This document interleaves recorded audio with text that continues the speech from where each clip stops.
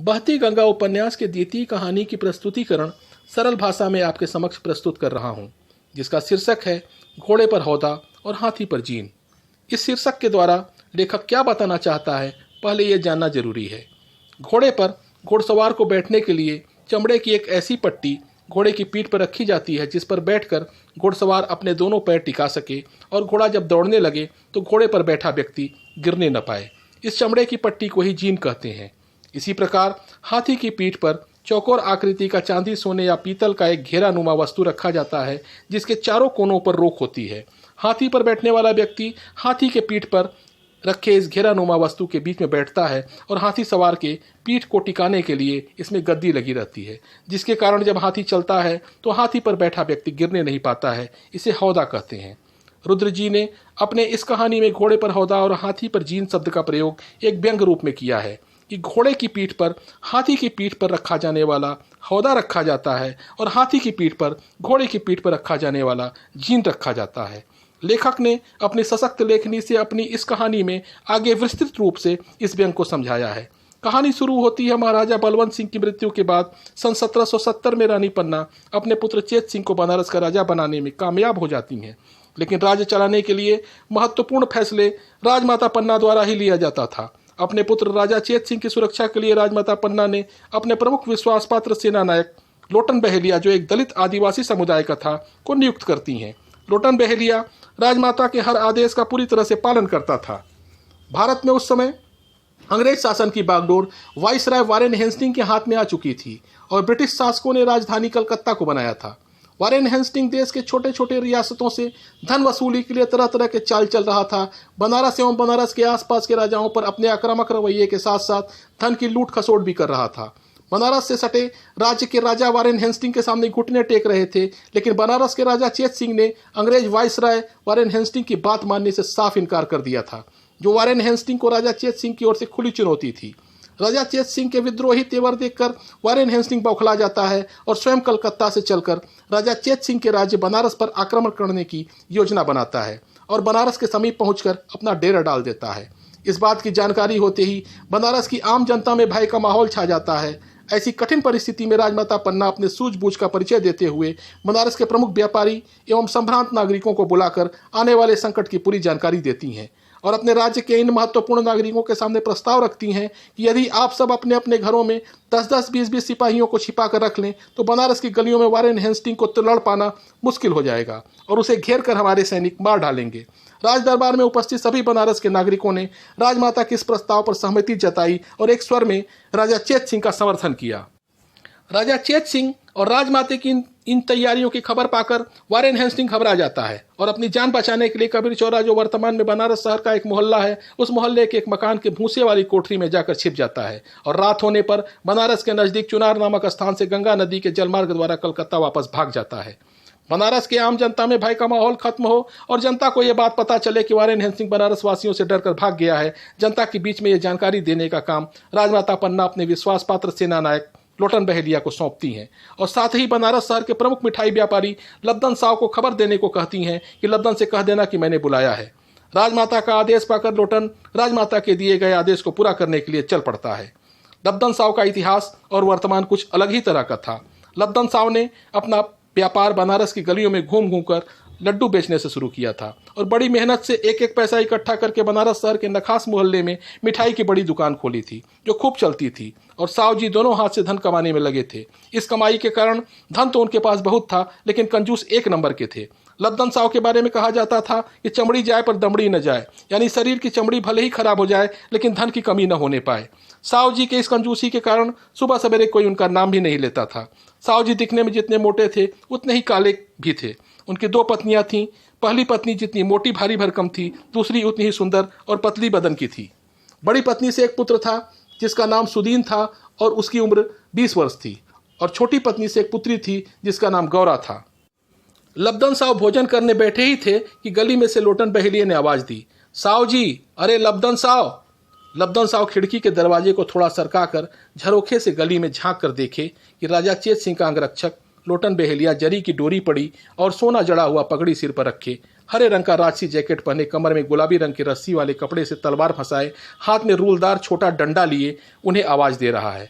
लब्दन साव धीरे से अपनी बिटिया गौरा को बुलाकर कहा, बेटी कह दे बाबू घर पर नहीं है। गौरा पूरी खिड़की खोलकर खिड़की से बाहर पूरा सिर निकालकर पिता के द्वारा कही गई पूरी बात दोहरा देती है। लोटन ने गौरा से कहा, बेटा साव जी जब घर आवें तो बता देना राजमाता पन्ना का आदेश है। राजमाता ने साव जी को बुलाया है। बहेलिये ने अपनी बात कहा और आगे बढ़ गया। लोटन की बात सुनकर लब्दन साव घबरा जाते हैं। उन्हें लगता है कि राजमाता ने उनसे रुपया लेने के लिए बुलवाया है और साव जी चिंता में पड़ जाते हैं कि कंजूसी कर करके जो धन जुटाए हैं उसी धन पर राजा की नज़र है और वह धन राजा हमसे ले लेंगे। साव जी को चिंतित देख उनकी छोटी पत्नी ने इस संकट से बचने का रास्ता बताते हुए कहा कि आप घबराइए मत, रुपया पैसा घर के जमीन में गाड़ देते हैं और गहना कपड़ा लेकर मेरे पिताजी के घर हम लोग पूरे परिवार के साथ कर्णघंटा चले जाते हैं और जब माहौल कुछ शांत होगा तब अपने घर वापस आ जाएंगे। कर्णघंटा बनारस शहर के एक मोहल्ले का नाम है जहां साव जी की छोटी पत्नी का मायका था। साव जी अपनी दोनों पत्नी, बेटा सुदीन और बेटी गौरा को साथ देकर अपने ससुराल कर्णघंटा के लिए निकल पड़ते हैं। दूसरी ओर बनारस की आम जनता में डर का माहौल खत्म करने और ये बात बताने के लिए एक अंग्रेज वाइसराय वारेन हेस्टिंग राजा चेत सिंह और बनारस वासियों से डरकर भाग गया है, एक व्यंग द्वारा समझाया जाता है जिसमें घोड़े पर हौदा और हाथी पर जीन रखकर पूरे बनारस शहर में घुमाया जाता है। हौदा और जीन के बारे में शुरू में ही मैंने पूरी जानकारी आप सबको दे दिया है। बनारस की सड़कों पर राजा चेत सिंह के सैनिकों के घेरे में घोड़े पर हौदा और हाथी पर जीन रखकर पूरे शहर में घुमाया जाता है और इस विजय जुलूस का नेतृत्व लोटन बहेलिया द्वारा किया जाता है। जुलूस के पीछे पीछे लड़कों का एक झुंड नारा लगाते हुए चलता है, घोड़े पर हौदा हाथी पर जीन जल्दी से भाग गए वारेन हेस्टिंग। जब यह जुलूस कबीर चौरा के पास वर्तमान आज प्रेस के पास पहुंचता है तो सामने चबूतरे पर बैठे नागर गुरु को देखकर लोटन बहेलिया जो जुलूस में सबसे आगे चल रहा था दोनों हाथ जोड़कर कहता है, पा लगी गुरु। नागर बनारस का वह दबंग गुंडा था जो राजा चेत सिंह का वफादार था तथा निर्बल एवं गरीबों के मददगार होने के साथ साथ अंग्रेज सेना के खिलाफ तलवार उठाने वालों में से एक था। नागर चबूतरे से उतरते हुए बोला, क्या हाल चाल है लोटन, और ये क्या तमाशा बनाए हो। लोटन नागर के पास आकर हंसकर बोला, गुरु कंपनी बहादुर वारेन हेस्टिंग भाग गया है। इस खबर को बनारस की जनता में बताने के लिए राजमाता पन्ना ने यह तरकीब निकाली है कि घोड़े पर हौदा और हाथी पर जीन बनारस की सड़कों पर घुमाया जाए, जिसके कारण डरे हुए बनारस की जनता में फिर से जोश आ जाएगा। लोटन और नागर आपस में बात कर ही रहे थे कि सामने से लब्दन साहब अपनी दोनों पत्नियों, अपने बेटे सुदीन और बेटी गौरा के साथ भागे जा रहे थे। साव जी को देखते ही लोटन नागर से बोल पड़ा, अरे गुरु देखा लब्दन साहब कैसे भागा जा रहा है। अभी कुछ देर पहले इसके घर पर राजमाता का संदेश देकर हम गए थे, तब अपनी बेटी से कहलवा दिया था कि घर पर नहीं है। चलिए गुरु इससे पूछते हैं अब कहाँ से आ गया।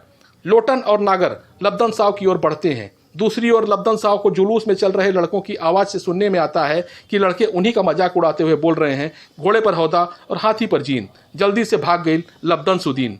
लब्दन साहब को लगा कि लड़के उनकी बड़ी पत्नी को हाथी और छोटी पत्नी को घोड़ी कह रहे हैं और सचमुच वो भाग भी रहे थे तो बात सटीक बैठ रही थी। और बड़ी पत्नी के हाथ में कंबल था जिसे जीन समझ बैठे और छोटी पत्नी के हाथ में जेवर का डिब्बा था जिसे हौदा समझ बैठे।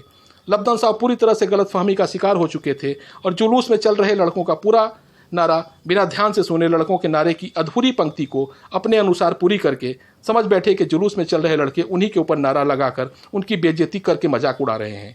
साव जी क्रोधित होकर जुलूस में चल रहे अपने नज़दीक वाले एक छोटे लड़के पर अपना हाथ में लिए डंडा चला देते हैं और एक हाथ से डंडा चलाने के बाद चबूतरे की टेक लेकर हाँफने लगते हैं। डंडा अपनी ओर आते देख लड़का पीछे हटा, फिर भी डंडे का किनारा छू जाने से लड़के को चोट लग जाती है। साव जी को लड़का पागल समझकर हंसने लगता है और इधर साव जी के गाल पर एक करारा तमाचा पड़ता है और उनके हिलते हुए दो दांत बाहर छिटक कर सड़क पर गिर जाते हैं।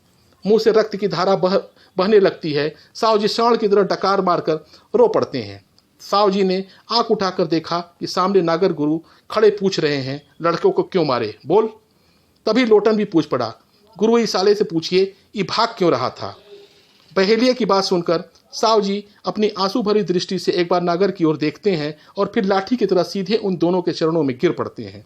नागर के साथ साव पर दया आ जाती है। नागर ने तेज स्वर में साव से पूछते हैं, लड़के को तुमने मारा क्यों साव। जमीन पर लेटे लेटे बोले, गुरु हमारी कोई गलती नहीं है, हमारे घर से भागने पर लड़के मजाक उड़ाकर बोल रहे थे, घोड़े पर हौदा हाथी पर जीन जल्दी से भाग गए लब्दन सुदीन। हमारा नाम लब्दन और बेटे का नाम सुदीन लेकर मजाक उड़ा रहे थे। नागर और लोटन दोनों ठठाकर हंस पड़े। नागर ने कहा, धत तेरे की साव, तुम समझे कि जीन का तुक सुदीन के अलावा कुछ और नहीं होता है, चल भाग यहाँ से। नागर ने साव को ठोकर लगाई और स्वयं आगे बढ़ गया। तभी लड़कों की भीड़ से नारा लगाया, घोड़े पर हौदा और हाथी पर जीन जल्दी से भाग गए वारेन हेस्टिंग। अब की साहु जी ने पूरा अध्यारा ध्यान से सुना और उनको अपनी गलतफहमी का ज्ञान हो गया।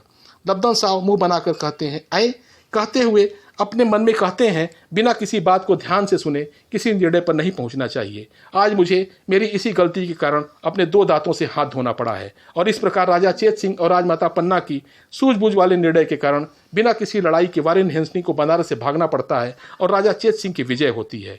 रुद्र जी के बहती गंगा उपन्यास की तीसरी कहानी का शीर्षक है नागर नैया जाला काला पनिया रे हरी, जिसकी प्रस्तुति अगले अंक में आप सबके साथ साझा करूंगा। धन्यवाद, नमस्कार। बहती गंगा